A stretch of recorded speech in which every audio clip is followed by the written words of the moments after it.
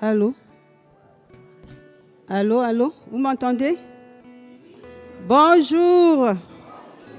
Comment vous allez? Alléluia. Nous rendons grâce à Dieu pour ce matin. Et est-ce que vous pouvez m'aider à dire bonjour à celui qui est à gauche et à droite, derrière vous?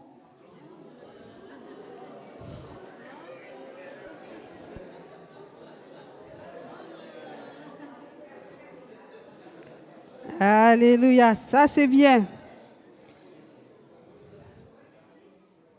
Alors ce matin, le Seigneur a mis une parole dans mon cœur pour nous encourager. C'est dans le livre des Philippiens, chapitre 3, verset 1.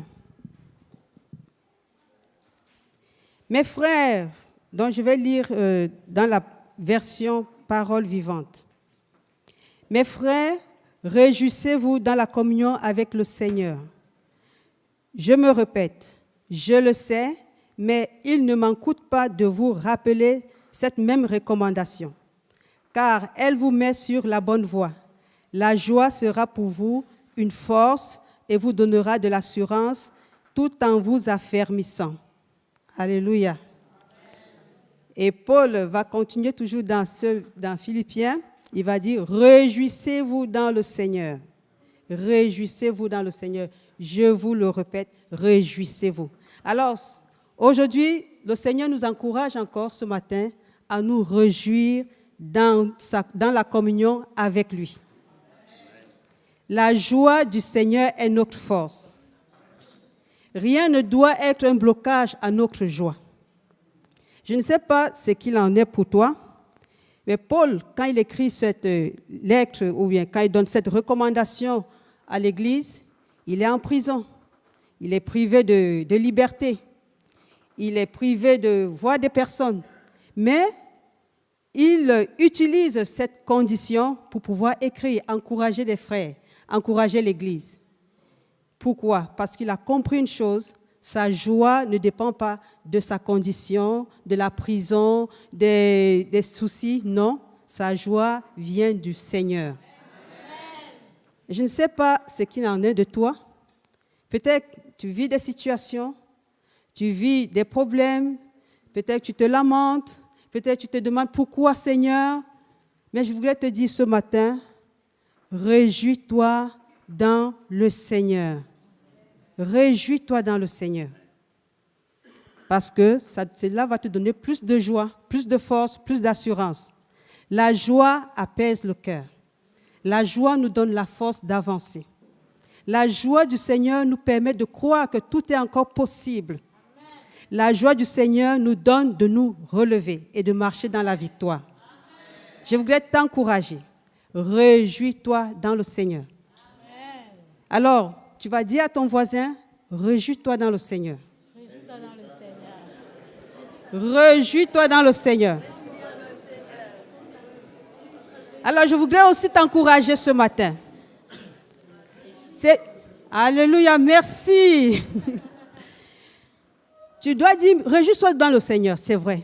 Mais également, dans ta pensée, tu dois te voir en train de te réjouir dans le Seigneur. Parce que si tu proclames seulement « je me réjouis dans le Seigneur », mais dans ta pensée, tu te vois comme accroupi ou bien accablé, là, ça ne pourra pas marcher. Tu diras « je me réjouis dans le Seigneur, je me réjouis de ce que je suis dans le Seigneur, de qui Dieu est pour moi. » Parce qu'il est celui-là qui me donne la force, il me donne la force de triompher. Chaque fois que tu proclames que « je me réjouis dans le Seigneur », je renonce à l'angoisse, je renonce au mensonge de l'ennemi.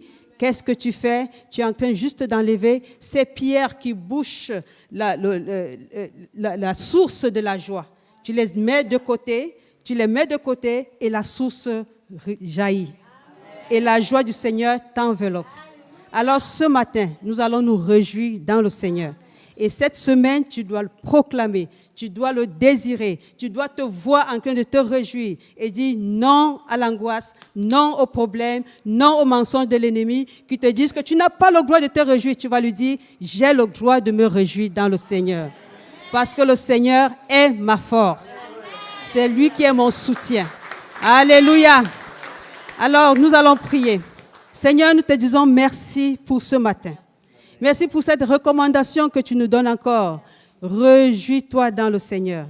Seigneur, nous acceptons de nous réjouir dans le Seigneur, en toi, parce que tu es notre force, parce que tu es notre capacité.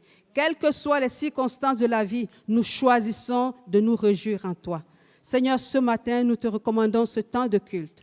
Oui, Seigneur, prends contrôle de toutes choses. Pendant ce moment de louange, que nous nous réjouissons dans le Seigneur. Merci Saint-Esprit, que la gloire te soit rendue au nom de Jésus. Amen. Amen.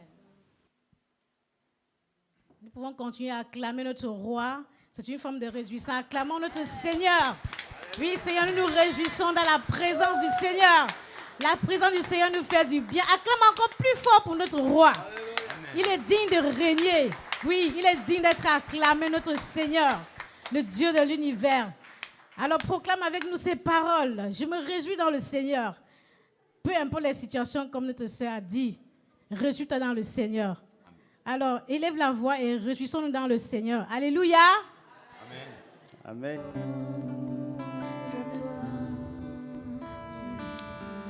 Oui, Seigneur, tu es saint. Il est bon d'être dans ta présence. Il est bon de nous approcher de toi. Il est bon de t'adorer. Il est bon de te louer. Il est bon de nous prosterner devant ta sainteté, devant ta majesté, devant ta divinité, devant ta face, devant ta gloire, Seigneur. Et ce matin, merci parce que tu nous fais cette grâce d'être au milieu de nous. Tu sièges au milieu des louanges de ton peuple. Merci parce que tu nous rafraîchis par ta présence. Ta présence nous fait du bien, Seigneur. Et ce matin, nous voulons encore, Seigneur, de tout notre cœur, t'offrir notre reconnaissance, nos louanges, notre adoration, comme un parfum de bonne odeur qui monte vers toi. À toi, tout honneur et toute gloire. Au nom de Jésus. Amen. Amen.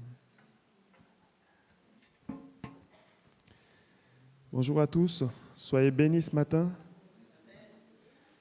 J'ai beaucoup apprécié cette dernière phase de la louange parce qu'on pouvait sentir cette présence de Dieu se matérialiser. Je ne sais pas vous, mais je sentais un rafraîchissement comme ça qui descendait et ça fait tellement du bien, d'autant plus qu'on avance vers des grandes chaleurs. La présence de Dieu, elle est toujours rafraîchissante, apaisante, elle nous bénit. C'est la raison pour laquelle nous devons continuer à adorer, à louer le Seigneur de tout notre cœur. Amen. Amen. Soyez bénis ce matin. Le thème de ma prédication, ou en tout cas le titre de ma prédication est « Jésus détient la clé de David ». Amen. Jésus détient la clé de David. Dans la Bible, il est fait mention de plusieurs clés que le Fils de Dieu, le Roi des rois, le Seigneur des seigneurs détient. On a dans Matthieu 16, les versets 18 et 19, Jésus parlera ici, lorsqu'il s'adresse bien sûr à Pierre, il lui parlera des clés du royaume des cieux. Les clés, je te donnerai les clés du royaume des cieux. Ça veut dire qu'il détient les clés du royaume des cieux. Il les confie à l'Église à travers Pierre. Ce que tu ouvriras. Et moi, je te dis, tu es Pierre, et sur ce rocher, je construirai mon Église, et les portes du séjour des morts ne l'emporteront pas sur elle. Amen. Il faut être conscient de cette promesse. Les portes du séjour des morts ne l'emporteront pas sur l'Église. Ça veut dire que Jésus est en train d'annoncer ici que l'Église va être attaquée. Mais même la mort ne pourra pas l'emporter sur l'Église. La mort, nous le savons, c'est le dernier esprit qui va être jeté dans les temps de feu. Au verset 19, il dira à Pierre, « Je te donnerai les clés du royaume des cieux. Ce que tu lieras sur la terre aura été lié au ciel, et ce que tu délieras sur la terre aura été délié au ciel. Je te donnerai les clés du royaume des cieux. » Dans le livre de Apocalypse, chapitre 1, versets 17 et 18, il est question des clés du séjour des morts.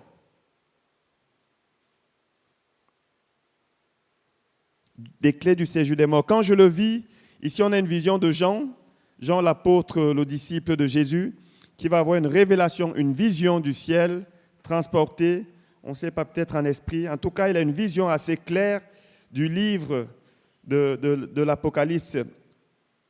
Il est dit, quand je le vis, c'est Jean ici qui s'exprime, quand je le vis, je tombais à ses pieds comme mort.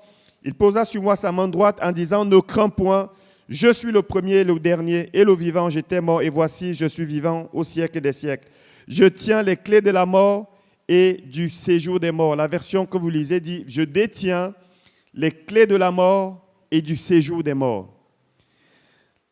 De toute évidence et à la lumière de la parole de Dieu, nous voyons qu'il y a plusieurs clés que Jésus, le Fils de Dieu, détient. Mais ce matin, j'aimerais qu'on s'intéresse à la clé de David, cette clé apparemment qui est capable d'ouvrir tout ce qui est fermé. Amen. Et avant de continuer, je vais prier pour le message, pour que le Seigneur nous donne un esprit de révélation. Parce que nous allons beaucoup aller dans le livre de la Révélation, le livre de Apocalypse. Et je crois que ce dont nous avons besoin, bien plus qu'une connaissance intellectuelle, c'est une révélation qui vient du Saint-Esprit. Amen. Priez avec moi juste avant de continuer. Éternel Père Saint, notre Dieu, maintenant, je me place simplement, humblement sous ton autorité, que ta main soit sur ton serviteur, afin qu'il annonce ta parole avec efficacité, avec toute l'assurance et tout le caractère qui convient. Saint-Esprit, prends le contrôle, viens encore ouvrir notre intelligence, communique-nous cette révélation qui vient de toi, afin que les paroles que nous allons recevoir ce matin soient esprit et vie, qu'elles nous communiquent quelque chose, une grâce, une vie, qu'elles viennent encore nous transformer, qu'elles viennent relever tous ceux qui ont besoin, qu'elles apportent cette connaissance que nous avons besoin pour ne pas périr. Car tu dis dans ta parole, mon peuple périt parce qu'il lui manque la connaissance. Seigneur, donne-nous cette connaissance ce matin. Accorde la grâce à tous ceux qui ont besoin de recevoir quelque chose de ta part au nom de Jésus. Amen. Amen. La clé de David. Dans le livre de l'Apocalypse, Jésus, à travers l'apôtre Jean, son disciple, va s'adresser à lui, va lui apparaître et va lui donner une vision du ciel, comme ça a été dit. Et il va lui dire d'écrire ce qu'il est en train de transmettre et de l'envoyer à cette église qui se trouvait en Asie mineure, la Turquie actuelle. Et nous voyons à travers les récits, si nous lisons, nous parcourons ces 7 lettres, nous voyons que sur cette église, il y a 2 à qui le Seigneur Jésus-Christ ne va faire aucun reproche. C'est l'église de Philadelphie et l'église de Smyrne. Sinon, le reste, il va à chaque fois les encourager. Bien sûr, c'est le but premier de Jésus. Mais ensuite, il va aussi les reprendre où ils en ont besoin. Cela nous montre que le Seigneur, dans son amour, il est là pour nous encourager. Il est là aussi pour nous corriger, pour nous ramener toujours sur le droit chemin. Mais si on va à ce que Jésus a dit à l'église de Philadelphie, c'est dans Apocalypse 3, chapitre 3, les versets 7 et 8. Jésus dira ceci à Jean. Écrit à l'ange de l'église de Philadelphie. Voici ce que dit le saint et le véritable, celui qui a la clé de David, celui qui ouvre et personne ne fermera, celui qui ferme et personne n'ouvrira. Je connais tes œuvres, voici, parce que tu as peu de puissance et que tu as gardé ma parole et que tu n'as pas renié mon nom, j'ai mis devant toi une porte ouverte que personne ne peut fermer. Amen. La clé de David. J'ai mis devant toi une porte que personne ne peut fermer. Et à la lumière de la parole de Dieu, nous comprenons que cette clé de David, alors je me suis posé la question, Seigneur, pourquoi David? Pourquoi la clé de David? Eh bien, je n'ai pas eu de réponse. Je pense juste que Jésus, Dieu, a voulu honorer son serviteur. Et Jésus, nous le savons, dans sa lignée humaine, dans sa descendance humaine, il descend de David. Mais ce qui nous intéresse ce matin, c'est qu'est-ce que cette clé de David est capable de faire. Premièrement, Jésus dit « Je suis celui qui a la clé de David ». Ça veut dire qu'il la détient. Lorsque quelqu'un détient une clé de manière générale, c'est symbole d'autorité. Il est capable d'ouvrir. Bien sûr, on le sait, ces choses-là, c'est pour ça qu'on a besoin de révélation. C'est dans un sens spirituel. Il est en train de dire ici, il a l'autorité pour ouvrir. Il a la clé de David pour ouvrir. Et il dira, je suis celui qui ouvre et personne ne peut fermer. Je ne sais pas quel est le problème auquel vous faites face ce matin, quel est le blocage qui est devant vous. Bien souvent, j'ai entendu des personnes être dans la crainte, la tristesse et dire « les sorciers m'ont bloqué ». Bien souvent, ça vient de l'Afrique, bien sûr, mais pas que. Ici aussi, nous avons des situations où les gens me disent « j'ai une malédiction qui est là, j'ai l'impression que tout est bloqué ». Tout est bloqué. Eh bien, la bonne nouvelle, c'est que Jésus est capable de débloquer. Amen. Peu importe la porte qui est fermée, peu importe les scellés qu'on a mis sur cette porte, les cadenas, les chaînes, Jésus est capable d'ouvrir. Pourquoi? Parce qu'il a la clé de David. La clé de David. Il dira dans Matthieu 28, verset 18, après sa résurrection, Jésus s'étant approché, leur parla aux disciples. Ainsi, tout pouvoir m'a été donné dans le ciel et sur la terre. Tout pouvoir. Tout pouvoir, ça veut dire qu'après l'œuvre de la croix, où il s'est humilié, où il a donné sa vie en sacrifice, en rançon pour le péché de tous ceux qui vont croire, Dieu le Père a décidé de donner tout pouvoir à Jésus. Amen. Et c'est Jésus-là, c'est celui qui est notre Seigneur et Sauveur, c'est celui à qui nous avons confié nos vies. Amen. Si seulement nous l'avons fait. Et si ce n'est pas encore le cas, aujourd'hui, c'est le jour du salut. Jésus est capable non seulement de protéger ta vie, de marcher avec toi. Bien sûr, on l'a entendu dimanche passé. Si vous ne l'avez pas écouté ce message, je vous invite à l'écouter. De nous amener dans ce chemin étroit et resserré. Mais il est capable aussi, lorsqu'il y a un blocage, s'il le souhaite, s'il le veut, il est capable d'ouvrir. Amen. Nous avons un exemple où Jésus envoie, encore toujours dans le livre de l'Apocalypse, où Jean a encore plus loin une vision du ciel. C'est dans Apocalypse chapitre 6, les versets 1 à 5. Il est ici question d'une scène où il y a un livre qui est scellé de 7 sceaux. Je vais lire pour qu'on se situe dans le contexte. Puis je vis dans la main droite de celui qui était assis sur le trône, un livre écrit en dedans et en dehors. Ce n'est pas la bonne référence?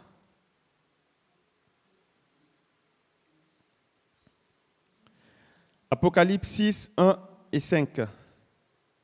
Apocalypse 5 plutôt, 1 et 5. Merci. Puis je vis dans la main droite de celui qui était assis sur le trône un livre écrit en dedans et en dehors, scellé de 7 sceaux. Et je vis un ange puissant qui criait d'une voix forte, « Qui est digne d'ouvrir le livre et d'en rompre les sceaux ?» Et personne dans le ciel, ni sur la terre, ni sous la terre ne put ouvrir le livre, ni le regarder. Et je pleurais beaucoup de ce que personne ne fut trouvé digne d'ouvrir le livre, ni le regarder. Et l'un des vieillards me dit, ne pleure point. Voici, le lion de la tribu de Juda, le rejeton de David, a vaincu pour ouvrir le livre et ses 7 sceaux. Ici, Jean, qui pourtant, dans les chapitres d'avant, est fortifié, encouragé par le Seigneur, puisqu'on le sait, lorsqu'il va avoir cette vision de Dieu, du Seigneur Jésus dans sa gloire, il va tomber comme mort. Et le Seigneur va étendre sur lui sa main droite et il va le fortifier, il va le relever. Et il sera capable d'écrire. Mais plus loin, ici, il vit une situation, il voit une scène qui lui fait peur. Et pourquoi donc? Parce qu'il y a un livre. Et dans ce livre-là est contenu l'avenir de l'humanité. Quand nous lisons la suite, à chaque fois qu'un seau, Jésus va en faire sauter un seau, il y a quelque chose qui se passe. Il y a quelque chose qui se passe. Et l'avenir de l'humanité est contenu et c'est scellé, tout est bloqué. Et Jean est là, il panique. Il dit, waouh, on a marché avec Jésus, il a été crucifié, enfin, on a fait tout ça pour que tout s'arrête là maintenant. Il n'y a personne dans le ciel qui est capable de le faire. Personne sur la terre qui est capable de le faire. Et il va se mettre à pleurer. Il est un petit peu comme démuni. Et cela, quelquefois, ça peut nous arriver. Lorsque nous sommes face à un blocage, nous ne savons plus quoi faire. Nous avons crié, on a l'impression que rien ne se passe. On a l'impression que tout est bloqué. On est un peu comme devant la mer Rouge. On se met à crier. Et parfois, ça peut nous amener à pleurer, à être triste.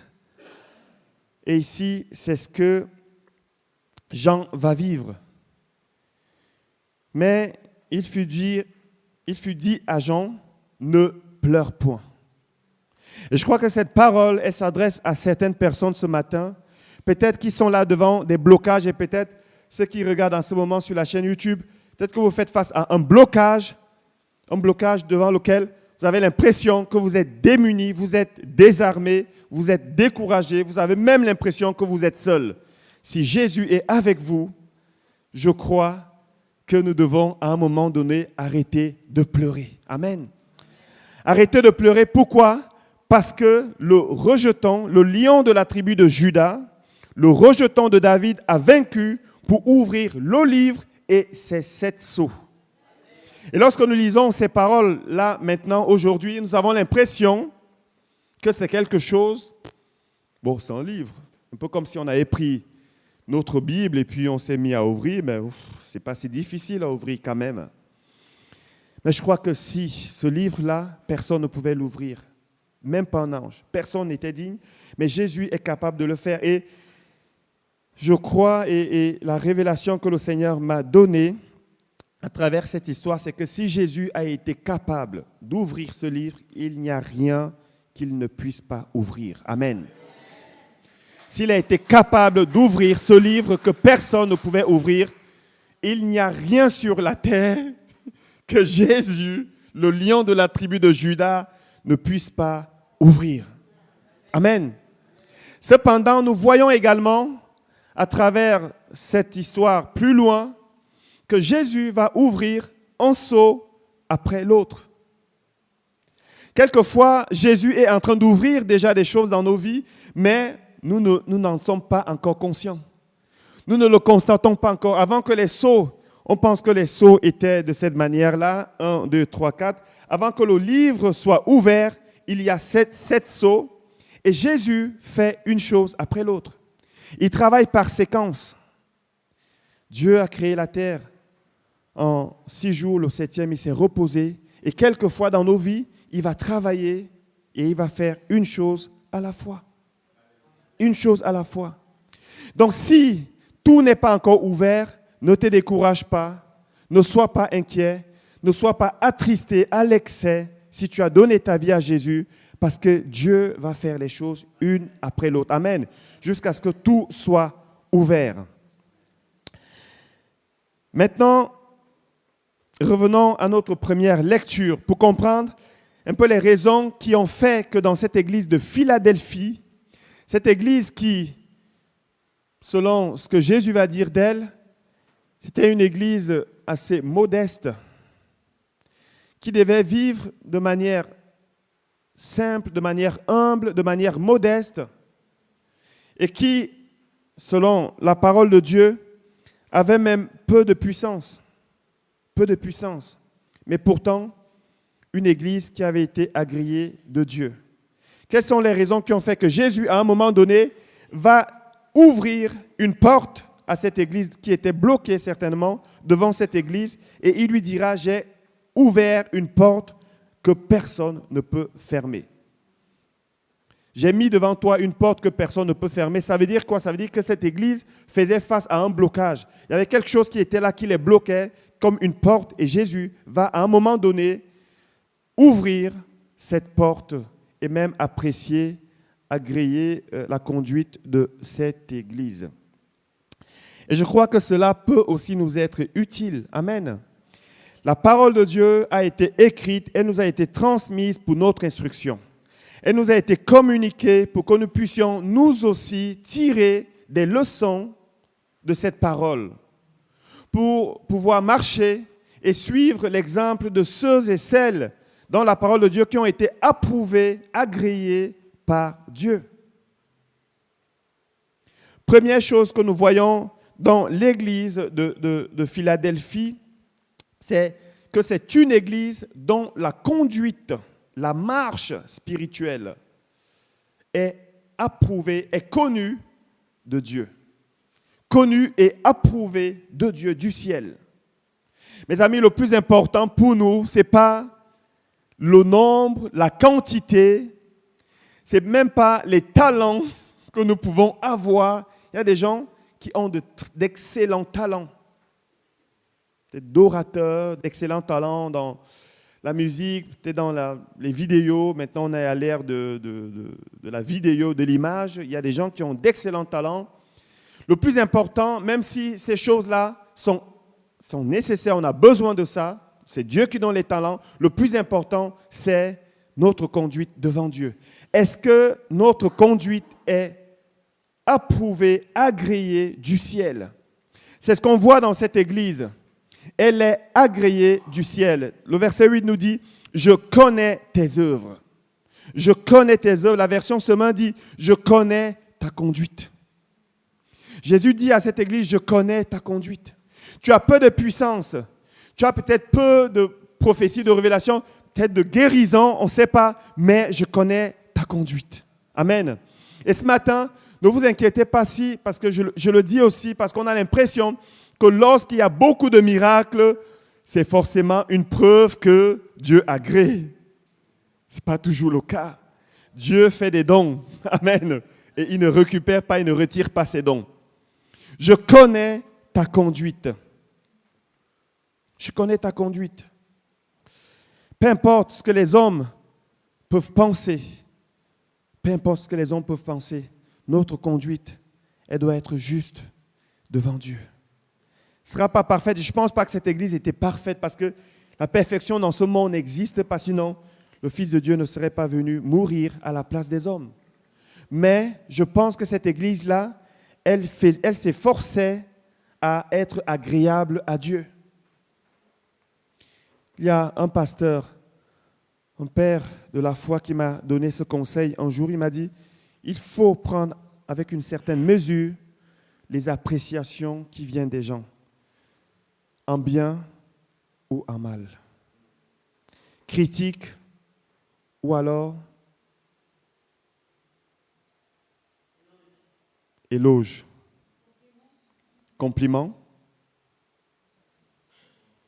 Il faut prendre avec une certaine mesure les critiques, mais aussi les bonnes appréciations qui viennent des hommes. Vous savez, les hommes, on a tous quelque chose en commun. Quand ça va bien, yes! J'ai vu des gens me dire, le Seigneur m'a montré que c'est toi, mon Père, dans la foi. J'étais là, ok. Voilà, quand même un peu plus âgé que moi, mais ok. Je suis ton Père, on a un seul Père. Non, le Seigneur m'a montré que c'est toi. C'est toi. Puis ok. Allons-y. Et quelques temps après, bim!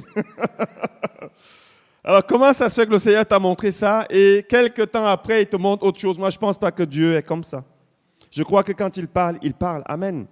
Quand il parle, il parle. Le plus important, c'est pas ce que les hommes pensent, même si c'est important, c'est important. Le plus important, c'est d'être dans la volonté de Dieu, c'est d'être agréé du ciel. La deuxième chose que nous pouvons voir dans cette église de Philadelphie, c'est qu'elle s'efforçait à marcher dans l'obéissance à la parole de Dieu.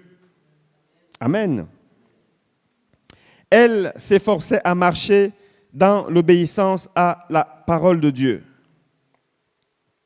Si nous revenons sur la lettre qui lui a été adressée par le Seigneur, il est dit, celui qui a la clé de David, celui qui ouvre et personne ne peut fermer, je connais tes œuvres. Voici, parce que tu as peu de puissance et que tu as gardé ma parole. Tu as peu de puissance, mais tu as gardé ma parole. Il est important, et je crois que c'est l'apôtre Paul qui dira, ne nous bornons pas à écouter la parole de Dieu sans la mettre en pratique. Bien sûr, nous avons besoin de la puissance du Saint-Esprit qui nous amène et qui nous conduit, qui nous amène à obéir à la parole de Dieu. Mais cependant, lorsque Dieu parle, il attend de notre part que nous ayons au moins la volonté de mettre sa parole en pratique. Et ce n'est pas parce que nous sommes dans les temps de grâce que nous devons tout faire et marcher n'importe comment. Faisons attention, l'obéissance, c'est quelque chose, la désobéissance à la parole de Dieu peut être vue comme une révolte, une rébellion, et ça peut nous amener à nous écarter des voies du Seigneur sans que nous ne nous en rendions compte. Cette Église, selon ce qui est dit, elle a gardé la parole de Dieu. Elle s'est efforcée à mettre en pratique cette parole. Et à un moment donné, Jésus, qui voit cela, va venir et va ouvrir cette porte qui était fermée devant elle. La troisième chose que nous voyons dans cette Église, troisième et dernière chose, c'est que cette Église, elle est restée fidèle et n'a pas renié Jésus. Vous savez, dans ces temps où cette lettre a été adressée, presque toutes les églises qui étaient dans cet endroit-là vivaient une forte persécution.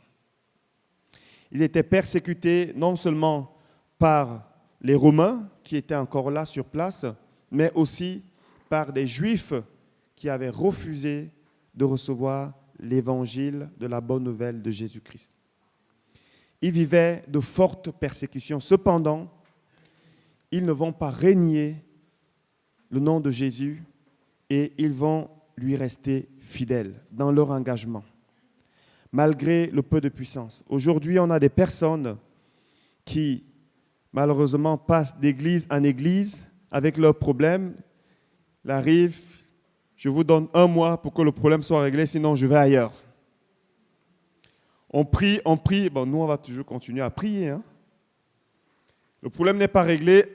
On change. Peut-être qu'il faut aller voir ailleurs. On change d'église comme si on changeait des restaurants. Aujourd'hui, ça ne me plaît pas, je vais ailleurs. Et la question que je pose souvent aux personnes quand elles viennent à l'église missionnaire, c'est « Qu'est-ce que Dieu t'a dit ?» Est-ce que le Seigneur a conduit tes pas ici? Alors si Dieu a conduit tes pas, reste. Serre-le fidèlement, malgré tout ce qui peut arriver. Cette église, elle est restée fidèle. Elle n'a pas renié le nom de Jésus et elle est restée fidèle. Maintenant, j'aimerais juste dire ceci.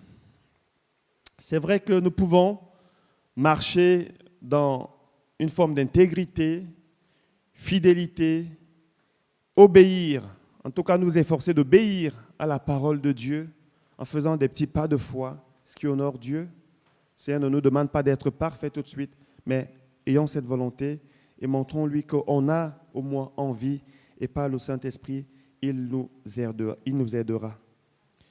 Nous pouvons également avoir une conduite que Dieu agrée, que Dieu approuve. Nous pouvons faire tout ce que cette Église a fait. Cependant, je crois que Dieu, selon ce que nous avons lu et nous allons encore y revenir, il est celui qui ouvre, mais il est aussi celui qui peut ne pas ouvrir. Et il est même celui qui peut fermer. Et parfois, pour des raisons que nous ignorons, il est Dieu. C'est la raison pour laquelle Dieu attache une grande importance à ce que nous lui fassions confiance. Amen. Que nous lui fassions confiance.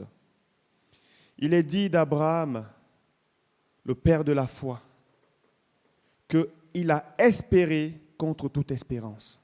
Ça veut dire que les choses qu'il voyait ne lui montraient pas, ne dessinaient pas ce que Dieu lui avait montré, la promesse de Dieu dans sa vie, mais cependant, il a cru. Il est resté confiant.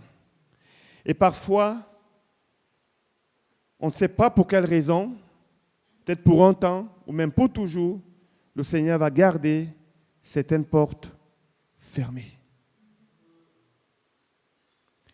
Et ça, je vous en supplie de recevoir cette parole avec douceur. Nous devons aussi apprendre à l'accepter. Amen. Nous devons aussi apprendre à l'accepter. Apocalypse 3:7. Je suis celui qui ouvre et personne ne fermera, celui qui ferme et personne n'ouvrira.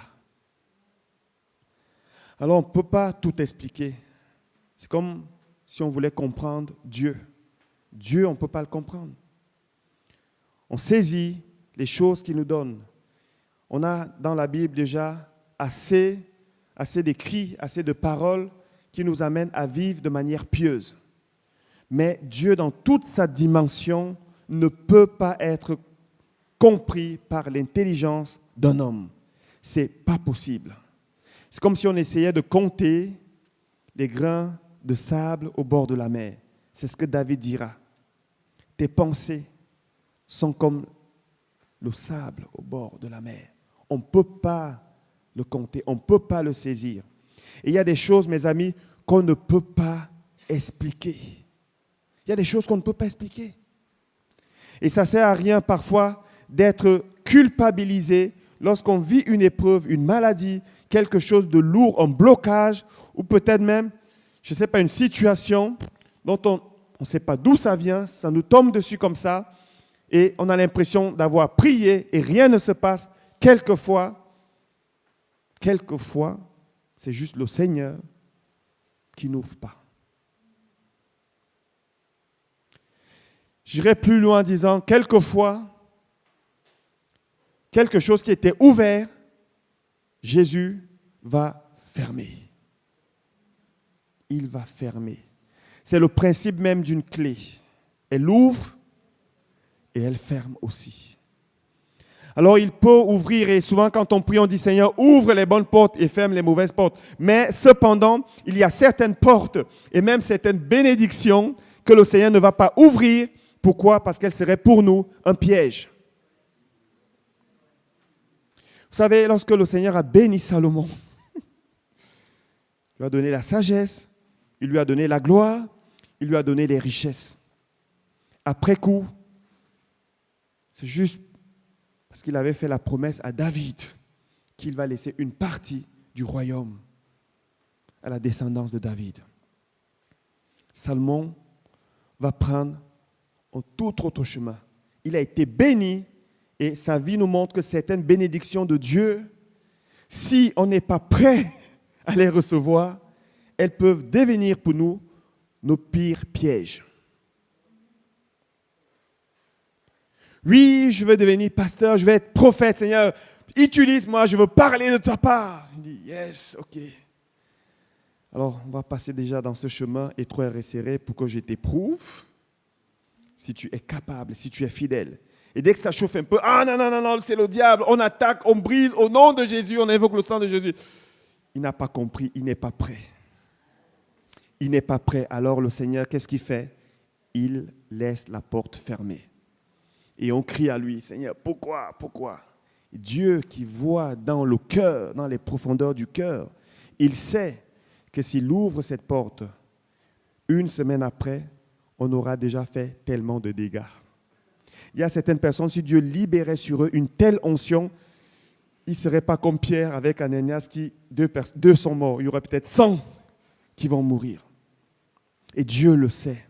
C'est pour ça qu'il laisse cette porte fermée pour notre propre bien. Amen. C'est pour ça, pour des raisons parfois que nous ignorons, il ferme cette porte.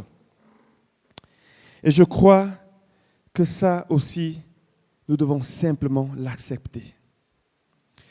Si je reviens à la porte, à la clé de David, j'aimerais dire simplement ce matin, peut-être qu'il y a des personnes, vous êtes là, attristés, fatigués,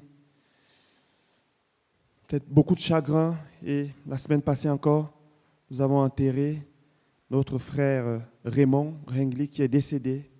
Nous avons prié, nous avons fait tout ce que nous pouvions faire. Et pourtant, Dieu a choisi de reprendre son serviteur. Et il y a peut-être d'autres personnes, vous êtes là, ça fait longtemps, et tellement longtemps, que vous êtes devant, face à un blocage. J'aimerais dire ceci. Dieu agit tantôt d'une manière et tantôt d'une autre. Ce n'est pas parce qu'il a repris son serviteur que nous devons nous dire, OK, c'est mal barré pour nous, on va suivre le même chemin. Ce n'est pas du tout ça. J'aimerais qu'on garde la foi, mes amis, qu'on garde la foi. Dieu est capable d'ouvrir. Amen. Parfois, il ne le fait pas tout de suite. On ne sait pas au bout de combien de temps il s'est présenté devant cette église de Philadelphie pour ouvrir cette porte qui était fermée. On ne sait pas. On ne sait pas combien de temps. Mais à un moment donné, il a ouvert. Et dans ta situation, Dieu est capable aussi d'ouvrir ce qui est fermé. C'est peut-être une guérison que tu attends. Dieu, Jésus est capable d'ouvrir. Amen. C'est peut-être un blocage familial. C'est peut-être une dépression, une détresse émotionnelle que tu traînes, un chagrin qui ne veut pas te quitter. Jésus est capable d'ouvrir. La seule chose, et ce que nous allons faire ce matin, c'est que nous allons nous placer devant le Seigneur. Et nous allons prier.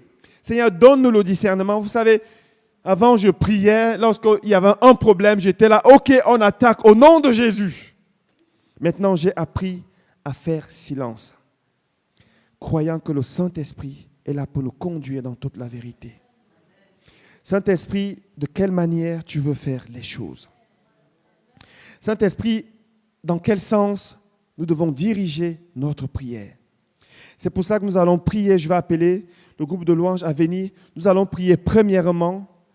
Nous allons remettre les choses à Dieu. Nous allons demander au Seigneur dans les situations qui nous concernent et qui concernent peut-être notre entourage, des personnes qui sont proches de nous, pour lesquelles on a prié et qu'on continue de prier. Nous allons remettre tout à Dieu et dire, Seigneur, viens nous montrer encore.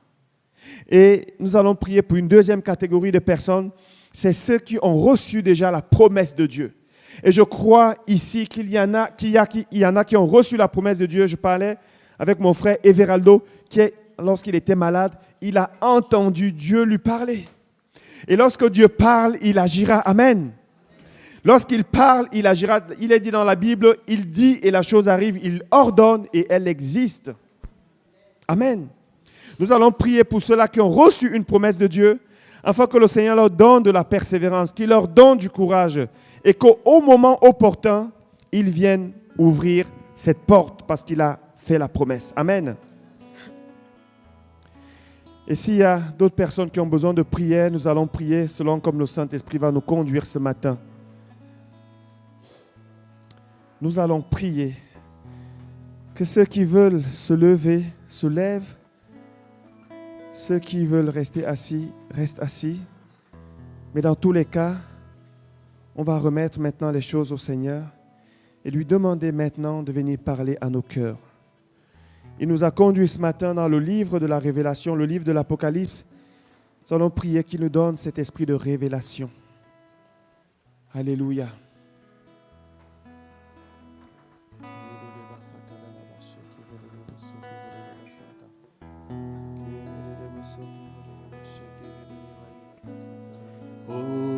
Jésus, mon sauveur. Seigneur, nous n'est comme toi,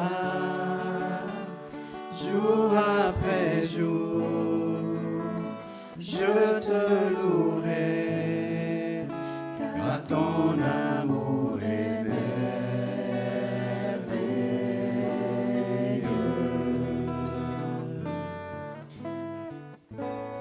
Mon abri, mon refuge, mon réconfort, mon rocher, tout ce qui vit, ce que je suis, ne cesse de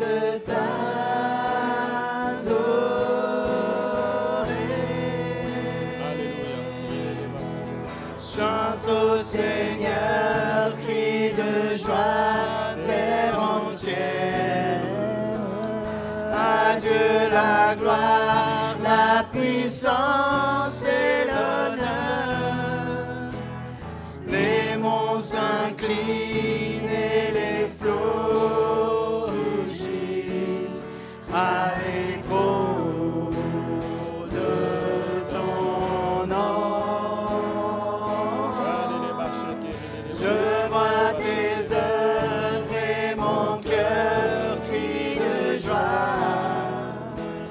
Je t'aimerai, je tiendrai par la foi. Rien ne pourrait égaler tes promesses pour moi.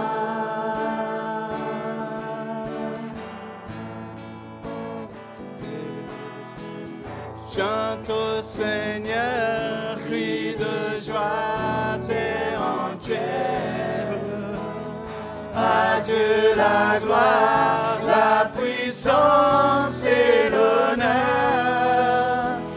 Les monts s'inclinent et les flots rugissent à l'écho de ton nom.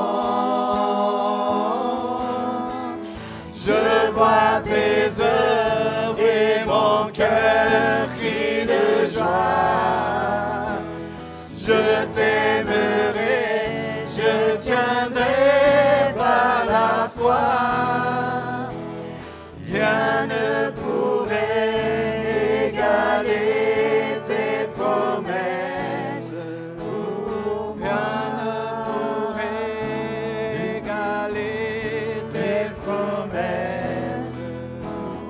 Rien ne pourrait égaler tes promesses pour moi.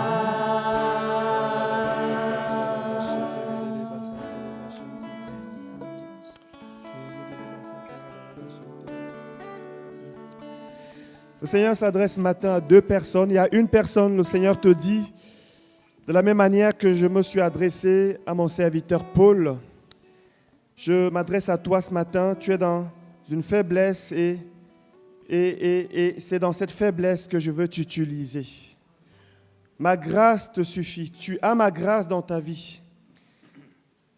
Tu as ma grâce, alors continue de faire ce pourquoi je t'ai appelé. Continue de le faire. Ne t'arrête pas de le faire. Malgré cette faiblesse qui est là, je t'utilise. Il y a une deuxième personne, le Seigneur te dit ce matin, je t'aime. Il te dit ce matin, je t'aime. Et ce n'est pas parce que tu n'as pas été exaucé dans ce besoin qui touche ta santé que je ne t'aime pas. Je t'aime. Je t'aime. Amen. Je t'aime, Seigneur. Le Seigneur te dit cette parole, reçois simplement que je t'aime. Je t'aime. C'est ce que Jésus te dit ce matin.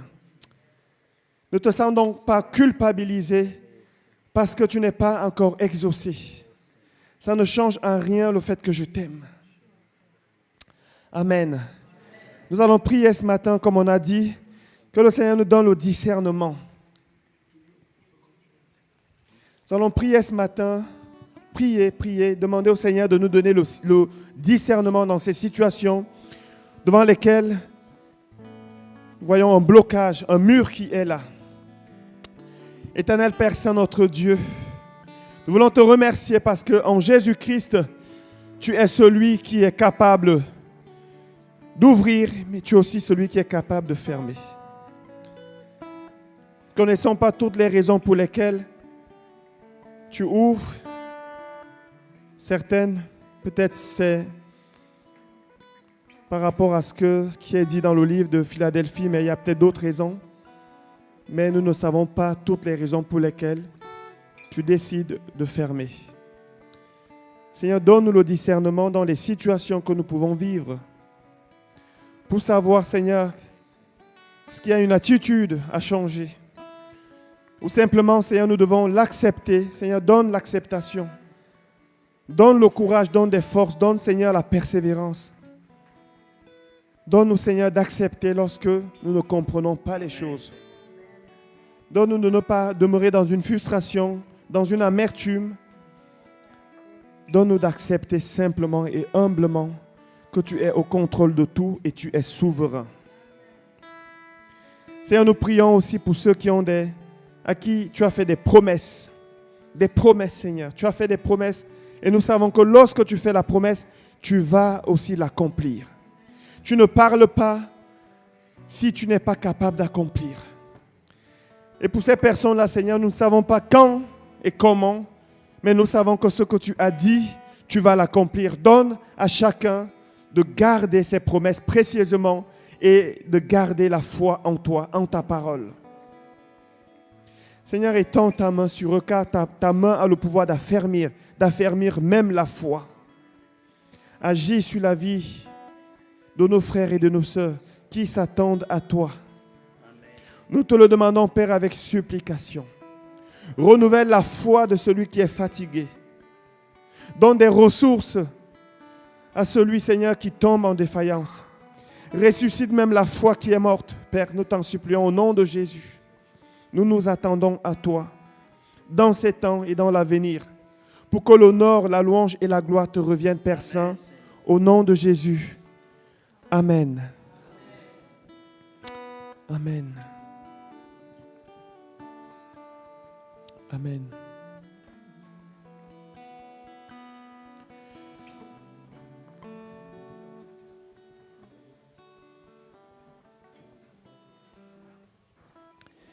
Nous allons encore prendre un dernier cantique et ensuite nous allons clôturer ce culte.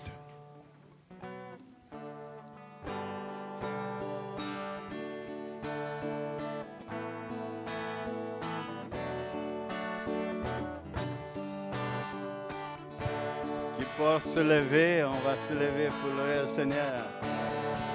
Je chanterai de tout cœur les merveilles de mon Papa Yahweh.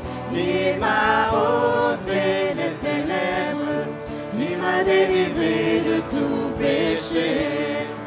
Je chanterai de tout cœur les merveilles de mon Papa Yahweh. Il m'a ôté les ténèbres, il m'a délivré de tout péché. Mon Papa est fidèle, il ne m'abandonne jamais. Je n'ai plus rien à craindre, car Yahweh m'a libéré. Mon Papa est fidèle, il ne m'abandonne jamais. Je n'ai plus rien à craindre, car Yahweh m'a libéré. Alléluia. Je suis dans la joie, une joie immense. Je suis dans l'allégresse, car Yahweh m'a libéré. Je suis dans la joie, je suis dans la joie, une joie immense. Je suis dans l'allégresse, car Yahweh m'a libéré. Mon Papa est fidèle, il ne m'abandonne jamais. Je n'ai plus rien à craindre, car Yahweh m'a libéré. Mon papa est fidèle, il ne m'abandonne jamais. Je n'ai plus rien à craindre, car Yahweh m'a libéré. Je suis dans la joie, une joie immense. Je suis dans l'allégresse, car Yahweh m'a libéré.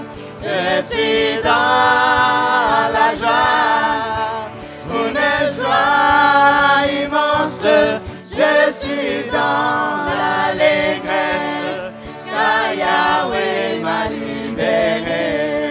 Je suis dans la joie, alléluia, une joie immense. Je suis dans l'allégresse, car Yahweh m'a libéré.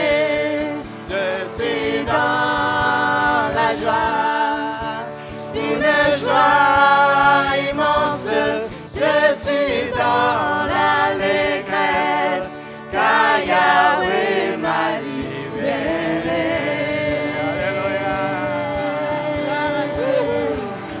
Alléluia.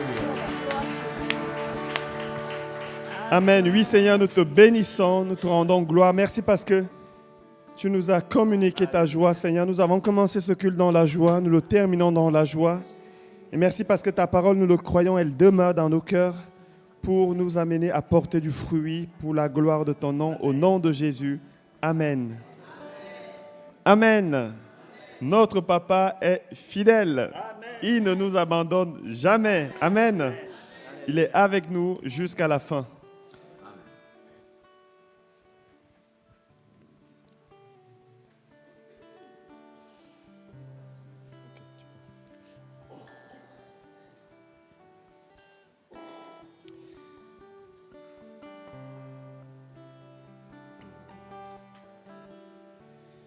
Je vais passer le micro à Raphaël qui a un mot à dire à l'église. Voilà, je voulais remercier de proches et de loin toutes les personnes qui m'ont soutenu dans la prière, qui m'ont accompagné justement nos souffrances, ma mère et moi.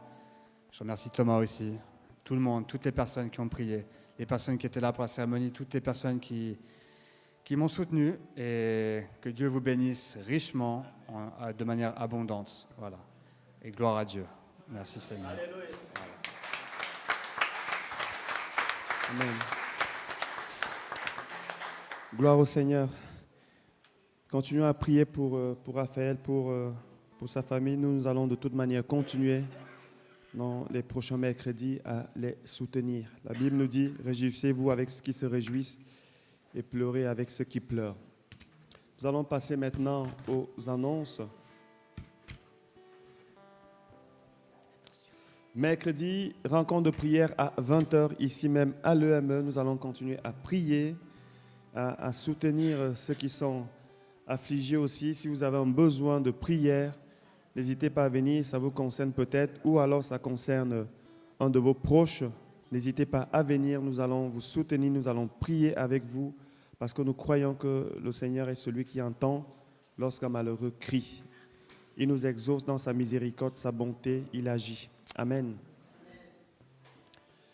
Culte spécial, donc dimanche prochain, nous avons comme orateur, non mais c'est oratrice, je crois que j'ai envoyé le nouveau flyer, c'est orateur, donc c'est les deux, Janvier et Claudine Yokwenele. Ils seront là dimanche prochain, c'est de très bons orateurs et Dieu les a bénis, il y a une belle œuvre, il y a des fruits dans leur ministère et je crois certainement qu'ils ont quelque chose, que Dieu a déposé quelque chose dans leur cœur pour nous. Donc je vous invite, je vous encourage à être là dimanche prochain pour entendre ce que Dieu a à nous dire à travers eux. Nous continuons. Cours de fondement de la foi tous les samedis à 14h. Nous avons notre cours de fondement de la foi, c'est ouvert à tous, à ceux qui sont déjà baptisés comme à ceux qui veulent juste connaître qu'est-ce que c'est que le baptême et qui ne sont pas encore baptisés, ce n'est pas parce qu'on suit ces cours que forcément on va aller au baptême. C'est ouvert à tous et aussi, bien sûr, à ceux qui vont se faire baptiser. Tous les samedis à 14h. Voilà, nous allons passer maintenant aux dons et aux offrandes.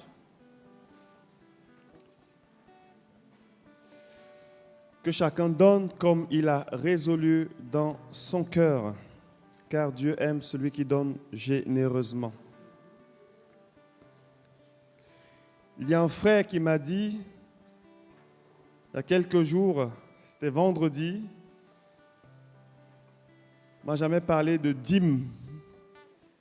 Je lui ai dit, la dîme dans le Nouveau Testament existe quand même, mais que chacun donne comme il a résolu dans son cœur. Je crois que ça fait partie aussi d'une adoration, d'une offrande que Dieu agrée. Amen. Amen. Amen. Je pense que si on reste dans la simplicité, nous savons que les locaux dans lesquels nous sommes ont un coût et nous devons bien sûr assumer. David dira, nous t'offrons ce que nous prenons de ta main. Ça veut dire que si nous avons un travail, si nous avons une source de rémunération, si nous avons un petit peu, c'est parce que c'est Dieu qui nous a donné. Amen. C'est tout à fait normal que nous puissions lui redonner un petit peu en retour. Il ne nous oblige pas, mais je crois que ça lui fait plaisir. Vous avez aussi la possibilité, pour ceux qui nous regardent en ligne, de verser par CCP. Vous avez le compte qui s'affiche actuellement, l'IBAN aussi. Merci à ceux qui donnent par cette voie. Que le Seigneur vous bénisse. On va prier pour les offrandes et ensuite on va continuer.